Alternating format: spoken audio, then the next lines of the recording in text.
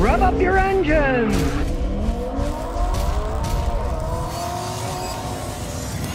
All right, today we got a brand new used 2004 Camry, and you know why the guy had to buy it? Because he had a nice hybrid Camry, his daughter was driving it, and somebody T-boned him. So he had to get another car, and luckily he found this 20-year-old Camry that only had like 130,000 miles on it, and he got it for $4,300, which is a great deal when you consider, hey, a new one's $31,000. This still got at least 50-60% of its life left. Just an LE, so those aren't alloy.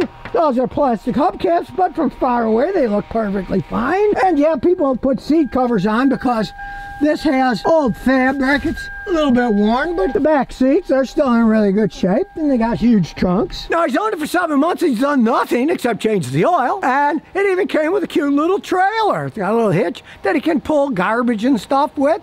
These engines have enough horsepower to pull little trailers. Now, under the hood, he's lucky. And he's lucky that it's a 2004 because it is the infamous 2.4-liter engine that often burns oil, but as I said, this is an 04. This one didn't have bad piston rings. It doesn't burn oil. It runs fine. Now, my grandson's is an 07 Camry, same engine, but bad piston rings, and it burns a lot of oil. It still runs, but this one doesn't. So keep that in mind. If you're looking at one of these, if it's a 2007, 8, 9, you want to pull out a spark plug. If it's got carbon on it, it's burning oil, and you might say, unless you're getting it dirt cheap, why buy a car that burns oil? Even though it'll probably run, it'll burn oil, and if you live in an area that does emissions testing, eventually that ruins the catalytic converter. You have to change it and all that stuff. Now, he lives in Massachusetts. If they're over 15 years old, you don't have to do emissions testing, so you wouldn't have to worry. But see, that's another reason. If you can find a 20-year-old car, 130,000 miles is relatively low mileage. You can find a car like that, hey, you don't have to ever worry about the emissions testing in Massachusetts. But it's a good thing he doesn't live here in Rhode Island, because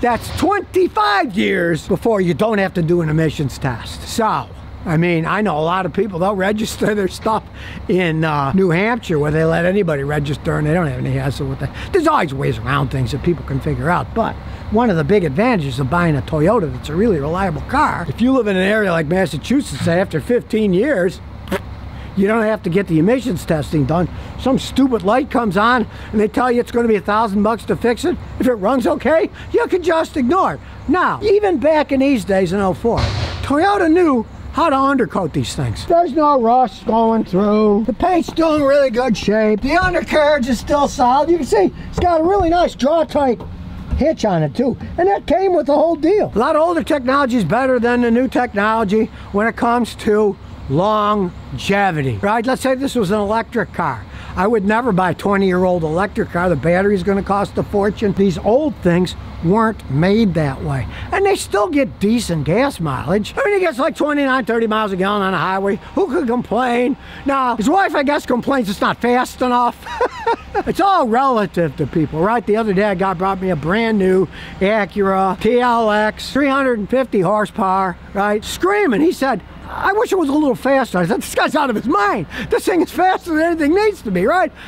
These things cruise all day long at 85 miles an hour. Do you need more than that? No, you don't. Especially if you're buying used. As you can see, it's real dirty because it's from Massachusetts. That's just superficial rust. But, hey, still the original alternator.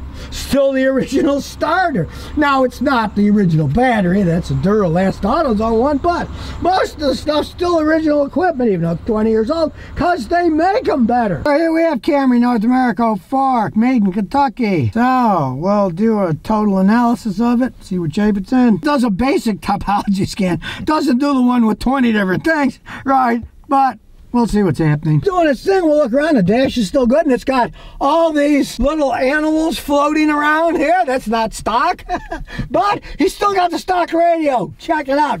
CD and tape deck. You can play music on them. It probably still works too. 20-year-old car, what does it got? One problem with the stupid airbag system. That's it. We'll check it out, see what the stupid code is. I wouldn't trust a 20-year-old airbag. Occupant classification system fault. It's much the way that part's broken. You never expect anything to work anyways. You got a car that's 20 years old. Put on that seatbelt. That's the safest thing you can do. Well, there's really nothing wrong. We'll start her up. We'll look at the data. Go to the ECM. It's an old car, so it takes a little while for it to pop up. It's not instant like the new ones. that are like 100 times faster. Black's good, red's bad. Let's start looking at stuff here. Long-term fuel trim. Okay, it's adding 1.53% long-term, which isn't much. 35,081 miles on it. Everything so far looks pretty stable. Look at the air fuel trim. 1 is perfect. Oh my God, it's 1 or once in a while, wait a second, 0.99, it's off 1/100th of a percent. Like I say, they don't make these things like they used to. These things can just run and run and run. They don't have high pressure GDI pumps on them. They don't have turbochargers on them. They've just got solid, reliable stuff that can run forever. Now this baby was made in Kentucky and they didn't have any problems. We had a Camry station wagon that was made in Kentucky. Both of my kids learned how to drive on it. They smacked them up and they still kept running. Temperature of the automatic transmission fluid. You get a lot of information even on these old ones. At least if you have a machine like this. And as expected, the cylinder misfire counts are all 0. 20 years old, does it shake? No, it doesn't shake. And I just found out that this originally was an old man's car from Cape Cod, and then the son took it over, had it parked in his driveway, and this guy found it and bought it. That's the kind of car you want to buy. On the bumpy roads, and really? Ride's pretty good. Now, the front struts are a little worn. It's a little bouncy, but I mean, it's nothing outrageous. It's not like the steering wheel's shaking like mad. I personally would just leave it alone because it's still going pretty good. So here we go, up to the little turn. We'll take off with it. All right, that side's open. Here we go. Give it a little gas. Shift smooth. It's fast enough for me. I don't know. I guess if you're driving a V8 turbocharger, you think this is slow, but hey, doesn't seem slow to me. Still corners like a dream. If you can find an old man's car who then his son took it and didn't drive it much and sells it, these are the cars that smart people look for. Now, he didn't even want to get a car, but when his daughter got T-boned, he didn't have any choice. So, now of course, it's a 20-year-old Toyota, so the AC blows cold, the heat blows hot, the windows all roll down.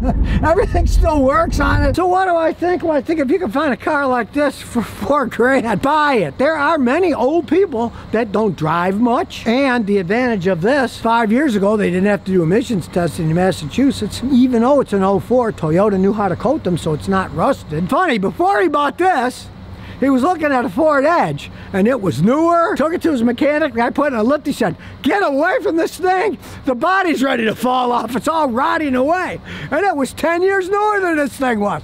Ford doesn't know how to make rust-proof cars. Hey, these things, they knew what they were doing. Still looks great. Still runs great. Hey, he didn't want to buy a car, but when his daughter got T-boned, this is a really good replacement. There's no arguing that. Even if you don't think you need one, if you got room for one, and somebody like this down the street is selling it, buy the stupid thing and just store it until you need it, because people drive like animals these days, and you never know when you're gonna get T-boned.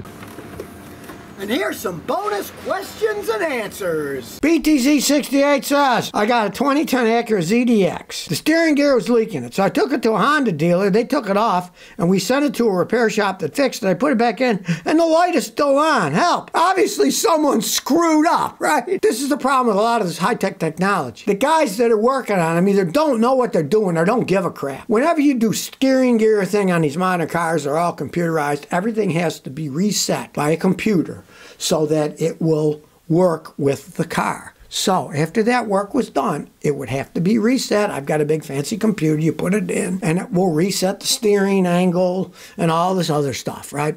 Now, either they didn't do it at the Honda dealer, which wouldn't surprise me because half these places have clowns working there, or they installed it incorrectly. It's a steering gear. It's got to be just right. If, say, it was off a few degrees when they put it in, it's going to be all off and the reading will be wrong. And you'll find out that you turn to the left and turn to the right, and you'll find out that you turn it a lot more times one way than the other because it's no longer centered correctly. Or the place that you had it rebuilt at did a crappy job. Now, the problem with you is you probably don't know a guy like me that can put a machine on and tell you what's wrong.